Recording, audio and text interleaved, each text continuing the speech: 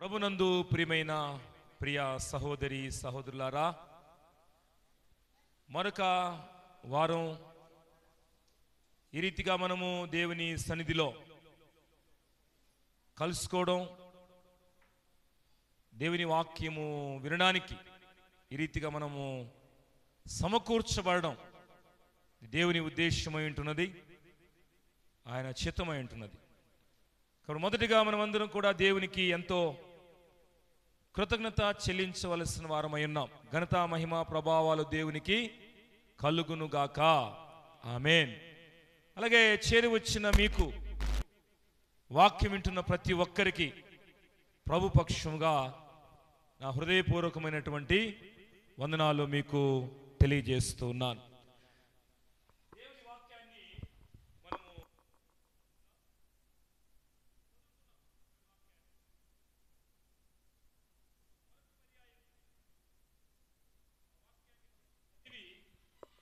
ఈరోజు కొద్ది నిమిషాలు దేవుని వాక్యాన్ని ధ్యానం చేసుకుందాం. చదవబడినటువంటి వాక్య భాగము అపోస్తలుల కార్యముల గ్రంథము 11వ అధ్యాయము 21 నుండి 24 వరకు ఆ వచనాలను మనము గమనించాం. ప్రభునందు ప్రియులారా, ఇక్కడ మనకు ఒక సందర్భం, మొట్టమొదట ప్రభు పరిచర్యలో భాగముగా కొంతమంది ప్రభువును అంగీకరించారు, అనుసరించారు, శిష్యులుగా పిలువబడ్డారు. ఆ మొట్టమొదట ప్రభు ఆయన వచ్చినటువంటి కార్యాన్ని ముగించుకుని పరమునకు వెళ్ళిపోయిన తర్వాత మొట్టమొదటి సంఘం ఏర్పరచబడింది. సంఘానికి పునాది ప్రభువే. తదుపరి అపోస్తలులు, ప్రభువుని వెంబడించినటువంటి శిష్యులు, వారు ఎంతగానో ఆయా ప్రాంతాల్లో ప్రభువుని గురించి తెలియపరిచారు, వారు తెలుసుకొని తెలియపరిచారు. ఆ రీతిగా సంఘము, ఆదిమ సంఘము ఫలభరితంగా స్థిరముగా కట్టబడుతూ మరి ఎంతగానో విస్తరించింది. అలా సంఘము ప్రారంభ దినాలలో ఉన్నప్పుడు సంఘము హింసించబడింది. అలా హింసించబడినటువంటి వ్యక్తులు అనేకులు ఉన్నారు. అందులో మనము చదువుకున్నటువంటి భాగంలో పైన చూస్తే స్టెఫను హింసించబడ్డాడు. స్టెఫను విషయంలో కలిగిన శ్రమను బట్టి చెదిరిపోయిన వారు యూదులకు తప్ప మరి ఎవరికి నీ వాక్యము బోధింపక ఫెనికే, కృప్ప, అంత్యోకయ ప్రదేశం వరకు సంచరించిరి. కాబట్టి శ్రమలు ఆదిమ సంఘానికి వచ్చాయి, ఎదుర్కొన్నారు. వారు శ్రమలను చూచి వెనుకకు వెళ్ళలేదు, శ్రమ పడుతూనే పరిచర్యను కొనసాగించారు. అందును బట్టి ఎంతైనా మనము సంతోషించాలి. మన వరకు కూడా ప్రభు వాక్యం రావడం, మొట్టమొదట ఆయన శిష్యులలో తోమా అనేటువంటి వ్యక్తి ద్వారా మన భారతదేశానికి సువార్త అందింది. తదుపరి అనేక మంది మిషనరీస్ వారు స్వార్థం లేకుండా ఎంతగానో పరిచర్య చేశారు. ఎంతో మనము సంతోషించవలసిన వారమై ఉన్నాం. ఈ సందర్భానుసారంగా చదువుకున్నటువంటి భాగంలో సందర్భం అది. చదువుకున్న భాగంలో మనము 23వ వచనాన్ని గమనిద్దాం. అతడు వచ్చి, ఎవరు? బర్నబా. ప్రభు హస్తం వారికి తోడై ఉండెను కనుక నమ్మిన వారు అనేకులు ప్రభు తట్టు తిరిగిరి. వారిని గురించి సమాచారం యెరూషలేములో ఉన్న సంఘపు వారు విని బర్నబాను అంతియోకయ వరకు పంపిరి. అంతియోకయ వరకు పంపిరి. మిషనరీస్ కూడా వివిధ ప్రాంతాలకు వచ్చి ప్రభువుని గురించి తెలియపరిచారు. ఇక్కడ బర్నబాను గురించి చూస్తూ ఉన్నాం. బర్నబాను అంతియోకయకు పంపిరి. సంఘము యెరూషలేములో ఉంది. యెరూషలేము సిఫార్సుతో యెరూషలేము నుండి అంతియోకయకు బర్నబాను పంపడం చూస్తూ ఉన్నాం చదువుకున్న భాగంలో. ఇక్కడ నుంచి మనం గమనిస్తే 23వ వచనం, అతడు వచ్చి దేవుని కృపను చూచి సంతోషించి ప్రభువును స్థిర హృదయముతో హత్తుకొనవలనని అందరినీ హెచ్చరించింది. ఈరోజు మన అంశం ఇదే.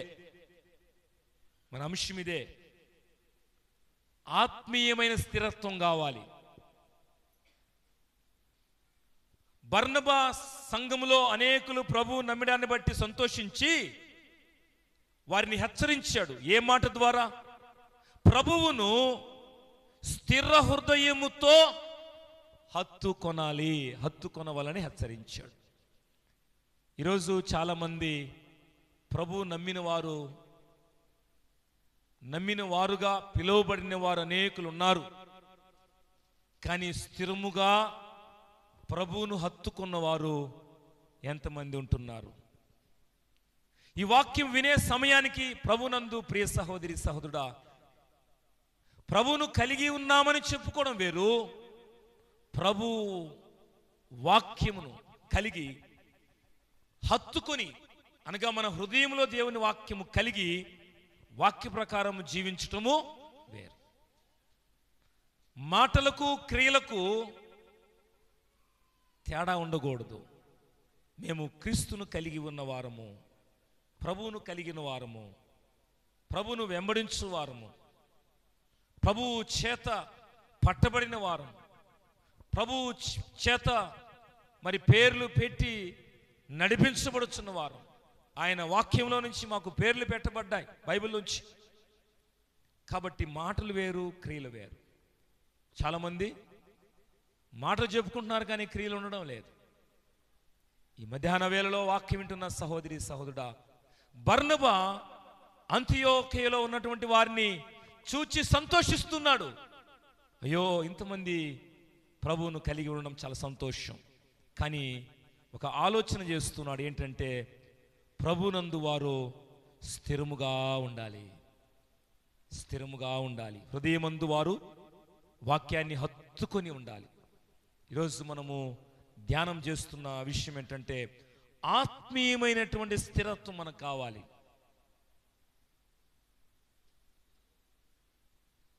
ఆత్మీయమైన స్థిరత్వం కావాలి.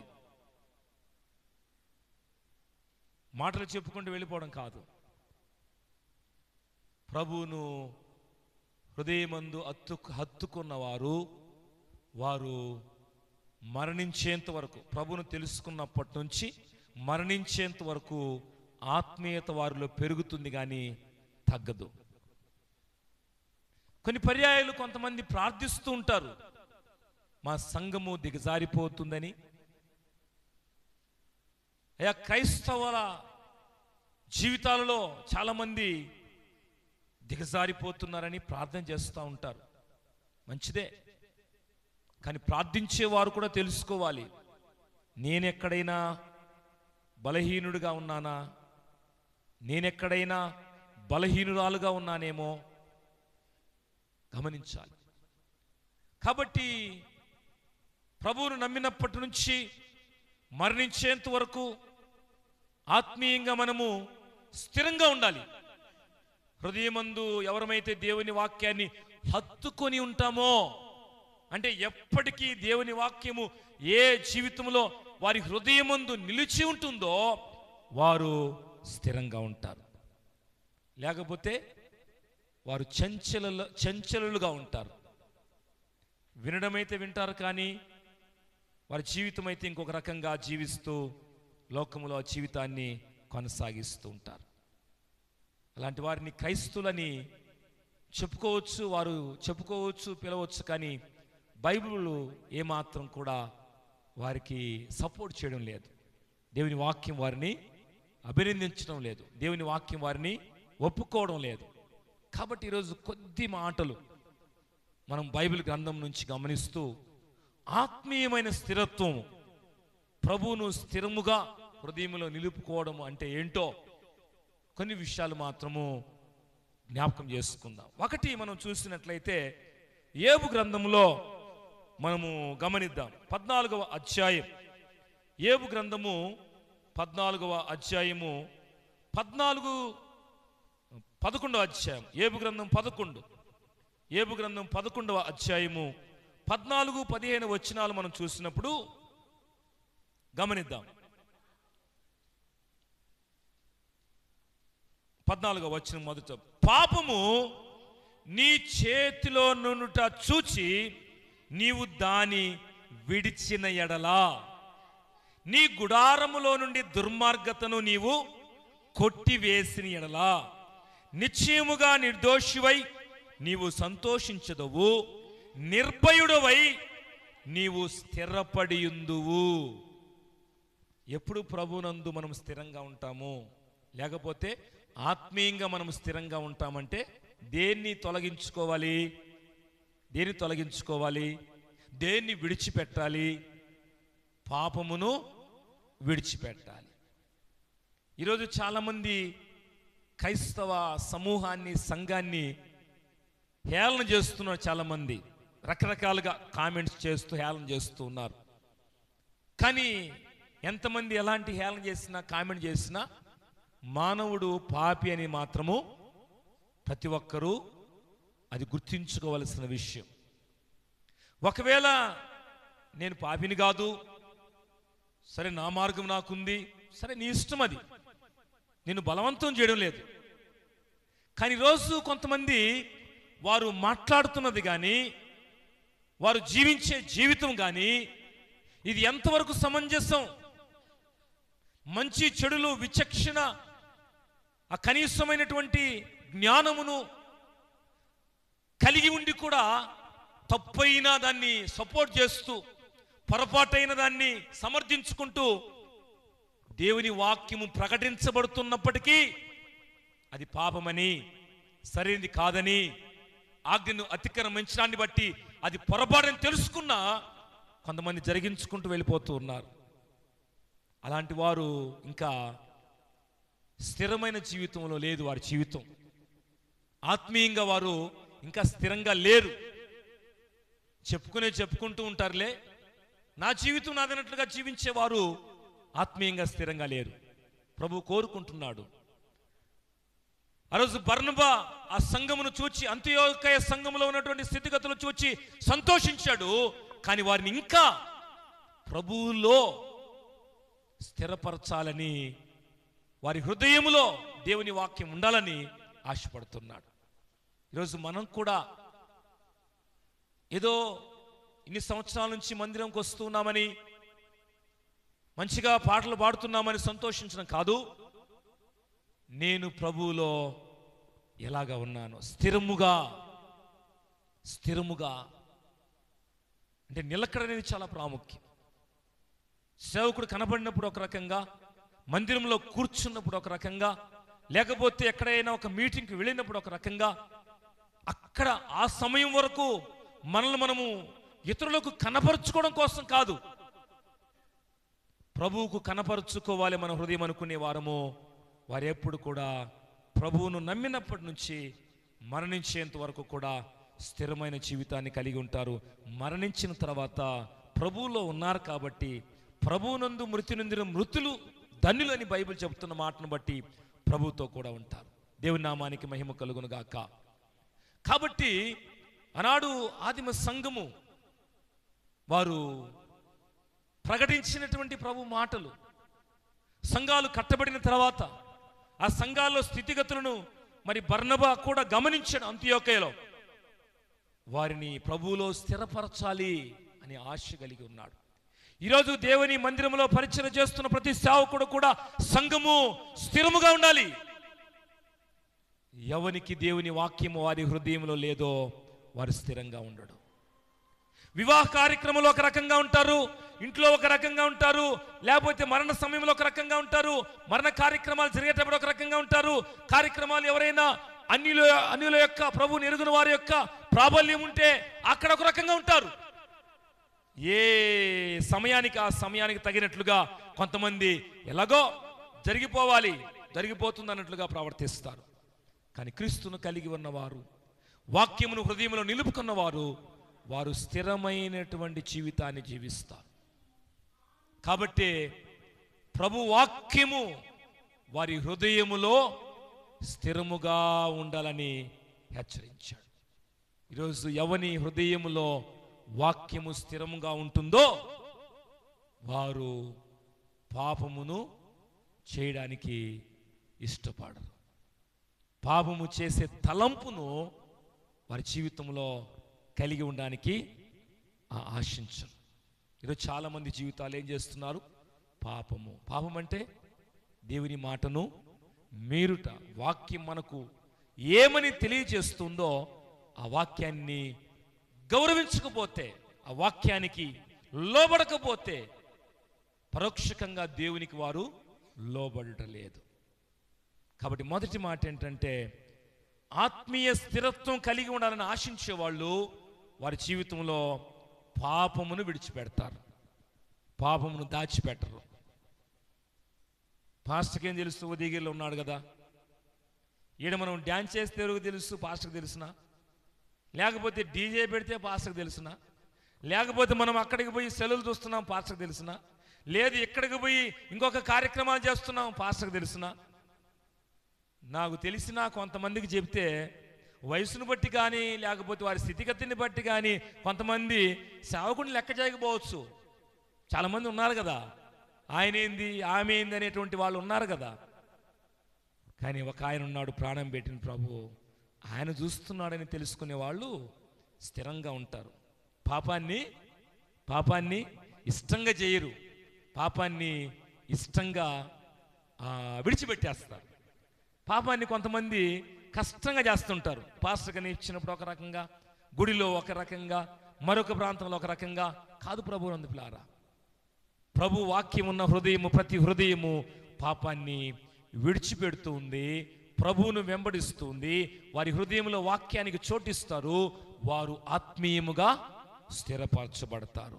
ఈ వాక్యం వినే సమయానికి ఒకవేళ ఆత్మీయ స్థిరత్వం నీకుందా? ఒక ప్రశ్న. ఒకవేళ పాపం అనేది తెలుసుకున్న తర్వాత దాన్ని విడిచిపెట్టగలిగి ఉంటే, వాక్యం వింటున్న సహోదరి సహోదరుడా, నీవు ఆత్మీయంగా స్థిరంగానే ఉన్నావు. లేదులే, కొంతమంది తప్పు చేసి, అందరూ నన్ను చూడండి, తప్పు చేసి ఎలా అంటారు కదా, రెండిటికి కనెక్షన్, నాలుగుకి చేతికి. ఆయన కూడా అంటాడు, పంపించే అంటాడు. అప్పుడు జాగ్రత్త ప్రభు అందుకులారా. ఈ మధ్యాహ్న కాల వేళలో ప్రభువులో స్థిరంగా ఉండేటువంటి వ్యక్తి ఎవరైనా కానీ, స్త్రీ కానీ పురుషుడు కానీ, అందరికీ ఆత్మే, వారు పాపాన్ని విడిచిపెడతారు. చదువుకున్న భాగంలో చాలా క్లియర్గా అది ఉంది. ఏమని రాయబడుతుంది? పాపము నీ చేతిలో నుండి చూచి నీవు దాన్ని విడిచిన ఎడలా కదా. ఎవరి చేతిలో ఉంది పాపము? మా అబ్బాయిని సార్ వాడే చెడగొట్టాడు సార్. ఎవరు? వాడే చెడగొట్టాడు. వీడింట్లో ఏం చేయడు, గమ్ము కూర్చుంటే పిలుచుకొని పోతా ఉంటాడు. పిలుచుకొని పోయిన తర్వాత ఈడు వాడిని చెడగొడుతున్నాడో వాళ్ళిద్దరికి తెలుసు, దేవుడికి తెలుసు కదా. అవునా కదా? నిజంగా నీకు వానితో పాపము చేసేటువంటి స్నేహము నీకు నిజంగా ఒక్కసారికి అర్థమవుతుంది. నువ్వేం చేస్తావు? వెంటనే వీటితో స్నేహం చేయకూడదు. పిలిచినా కానీ ఇలా నాకు పని ఉందిలే. కొంతమంది చర్చికి రమ్మంటే ఆ సాకులు ఏమి చెప్తారో, చర్చికి రమ్మంటే. ఇంట్లోనైనా గమ్ము కూర్చొని ఏదో చేస్తూ ఉంటారు, కానీ చర్చికి రమ్మంటే ఎన్ని సాకులు చెప్తారో. పాపము చేయడానికి వ్యక్తి ఎవరిని పిలిస్తే సాకులు ఏమైనా దొరుకుతాయా? ఉపయోగకరమైన పనిని కూడా, నీ తల్లి చెప్పిన పని, నీ తండ్రి చెప్పిన పని, దాన్ని విడిచి ఇసిరి కొట్టినట్టుగా చేసి, అదిగో మా ఫ్రెండ్ పిలిచాడు నేను పోవాలి. దేనికోసం? పాపము నీ చేతిలో ఉన్నదని తర్వాత మీరు వెంటనే అందుకోవాలి. అక్కడ చేతిలో నుండుట చూచి నీవు దాని విడిచిన ఎడల. ఎవరి చేతిలో ఉంది ఇప్పుడు విడవడము? ఎవరి చేతిలో ఉంది? ఎవరి చేతిలో ఉంది? నా చేతిలోనా? ఎవరి చేతిలో ఉంది? ఎవరి తప్పిదాలు విడిచిపెట్టడం వారి చేతిలో ఉంది. వాక్యం తెలిసిన తర్వాత నీకు విడిచిపెట్టాలనేటువంటి గ్రహింపు దేవుడిస్తే దాన్ని ఏం చేయాలి మనం? దేన్ని? పాపాన్ని ఏం చేయాలి? విడిచిపెట్టాలి. కొంతమంది ఏం చేస్తారు? ఎక్కడో దగ్గర ముడేసుకుని ఉంటారు. ఏదో ఒకటి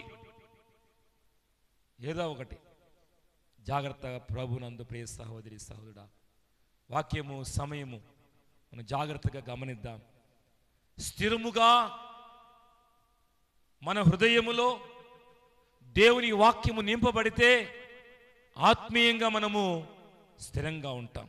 వాళ్ళు చెప్పిన మాట, వీళ్ళు చెప్పిన మాట, అది దేవునికి ఇష్టం లేని మాట అయితే, దేవునికి ఇష్టం లేని క్రమం అయితే, దేవునికి అవమానం తీసుకొచ్చే పని అయితే దాన్ని చేయడానికి మనము ఇష్టపడం. దేవుని వాక్యాన్ని గౌరవించి వాక్యాన్ని హత్తుకొని ఉన్నాం కనుక, వాక్యం మన హృదయంలో విత్తబడింది కనుక ఎక్కడ కూడా పాపాన్ని దాని వెంట పరుగులు తీయడం కాదు, దాన్ని మనము విడిచిపెడతాం. మొదటిది. రెండో విషయాన్ని చూద్దాం. ప్రభునందు పిల్లారా, ఆత్మీయంగా స్థిరంగా ఉండేవాళ్ళు పాపాన్ని విడిచిపెట్టేవారుగా ఉంటారు. 112వ కీర్తన 7వ వచనాన్ని చూద్దాం. ఎక్కువగా విశ్లేషణ చేయలేం కానీ నేను తెలియజేస్తూ ముందుకు వెళ్తాను. గమనిద్దాం. 112వ కీర్తన 7వ వచనం, 112 7వ వచనం చూద్దాం. అక్కడ రాయబడుతున్న మాట 112వ కీర్తన 7వ వచనాన్ని చూద్దాం.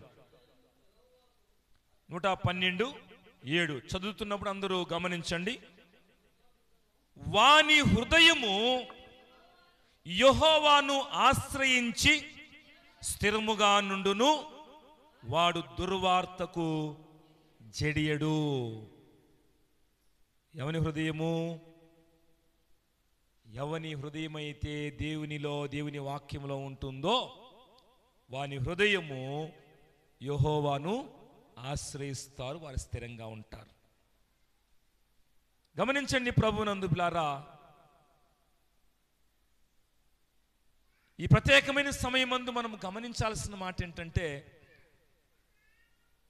స్థిరముగా ఉండేటువంటి వారు పాపాన్ని విడిచిపెట్టిన తర్వాత ఆయనను ఆశ్రయించిన వారుగా ఆయన ఆశ్రయపు నీడలో నడిపించబడతా ఉంటారు.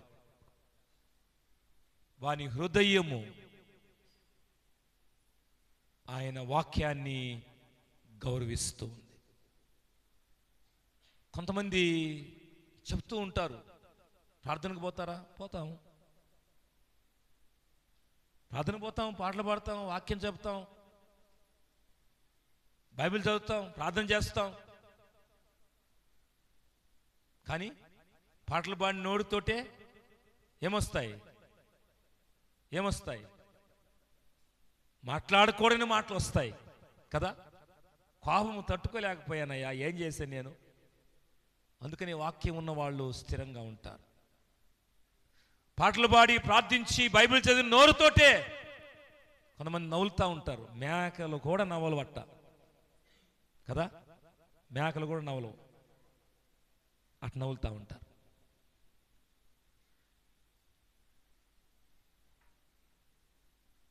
జాగ్రత్త ప్రభు అందుకులారా. పాపమును విడిచిపెట్టిన తర్వాత, ప్రభు దగ్గరకు వచ్చిన తర్వాత, వాక్యము స్థిరముగా మన హృదయంలో ఉన్న తర్వాత స్థిరత్వం కలిగి ఉంటాం. కానీ ఆదివారం పాటలు పాడి, ఆదివారం ప్రార్థన చేసి, ఆదివారం బైబిల్ చదివి, ఆదివారం అవసరమైతే కొంతమంది దేవునికి వాక్యం చెప్తారు. ప్రార్థన చేయమంటే దేవునికి వాక్యం చెప్తారు. సోమవారం వచ్చేటప్పటికి మాట్లాడే నోరు ఇష్టానుసారంగా మాట్లాడి, నవిలే నోరు ఇష్టానుసారంగా నవ్వులుతూ, కొండెములు చెప్పే నోరు, ఈ ఇంటికి ఆ ఇంటికి ఆ మాటలు ఈ మాటలు అందరికి కలిపేసి మళ్ళీ ఆదివారం వచ్చేటప్పటికి ఏమి ఎరగన మాదిరి తెల్లగొట్లు వేసుకుని, తెల్ల బట్టలు కప్పుకొని బాగా వచ్చి కూర్చుంటే ఓకేనా? యాక్సెప్ట్ చేస్తున్నాడు దేవుడు? హృదయంలో వాక్యము స్థిరంగా లేదు కాబట్టి అలాంటి వారి జీవితాలు ఎలా ఉంటున్నాయంటే, ఆ సమయానికి అలా ఉంటున్నాయి, తర్వాత అవి మరొక రకంగా ఉంటున్నాయి. ఆయన ఆశ్రయించినటువంటి మనము జాగ్రత్తగా మాట మనం గమనించాం. వాని హృదయము యెహోవాను ఆశ్రయించి స్థిరముగా ఉండును, వాడు దుర్వార్తకు జడియడు. కొంతమంది కొన్ని మాటలు వినాలంటే భయం. అయ్యా ఆయన బాగలేడు, మంగళవారం చచ్చిపోతారని వార్త వస్తే మాకు కొంతమంది భయం కదా.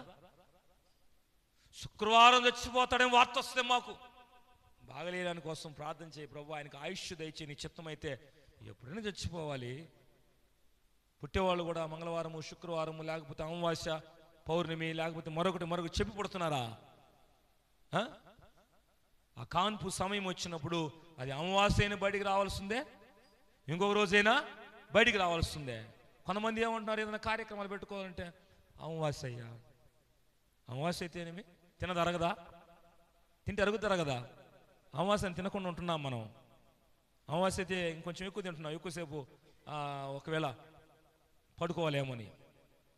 జాగ్రత్తగా ప్రభునందు ప్రియ సంగమా, దుర్వార్తకు కొంతమంది జడియడం అంటే భయపడ్డాం. వాని హృదయము యెహోవాను ఆశ్రయించింది, వారు దుర్వార్తకు జడియరు. కాబట్టి పాపమును స్థిరముగా ఉండేటువంటి జీవితము పాపమును విడిచి, ఎవరి చేతిలో ఉంది పాపము? ఎవరి పాపం వారి చేతిలో ఉంది. దాన్ని ఏం చేయాలి? విడిచిపెట్టాలి. అంతేనా? వాళ్ళ వాళ్ళని చెడిపోయాను, వీళ్ళ వాళ్ళని చెడిపోయాను, ఎవరి వాళ్ళ మీదో దోసేయడం కాదు, వేసేయడం కాదు. మా అమ్మ ఎంత మంచిదయ్యా పాస్టరయ్యా, ఈ పిల్లే చెడగొట్టింది, ఎంత బాగా చెప్తుందయ్యమ్మా, వెనకేసుకొని వస్తుంటారు కొంతమంది పిల్లకాయలని. మా కొడుకు అస్సలు వాడి నోట్లో అసలు అరటిపండు కూడా తెలియదు పెడితే, అంత అమాయకుడు మావాడు. అదిగో వాడు తీసుకుపోయి మొత్తం పాడు చేసినాడు. మొదటి రోజు అర్థమవుద్ది కదా, నీ పిల్లోడు ఎప్పుడు పోతున్నాడు బయటికి, ఎప్పుడు వస్తున్నాడు ఇంటికి, తండ్రిగా నీకు బాధ్యత లేదా?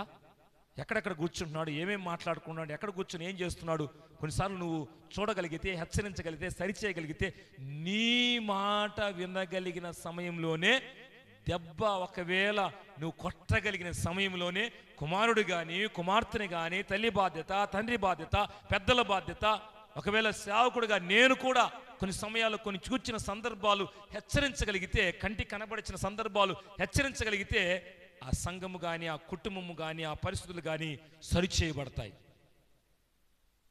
కొంతమంది అనుకుంటుంటారు సేవకుడు కొన్నిసార్లు తెలియకుండా ఉన్న బది సేవకుడు తోటే ఆయన ఉన్నాడు, ఈయనున్నాడు, వాళ్ళ ఇంటికి పోతాడు, వీళ్ళ ఇంటికి పోతాడు.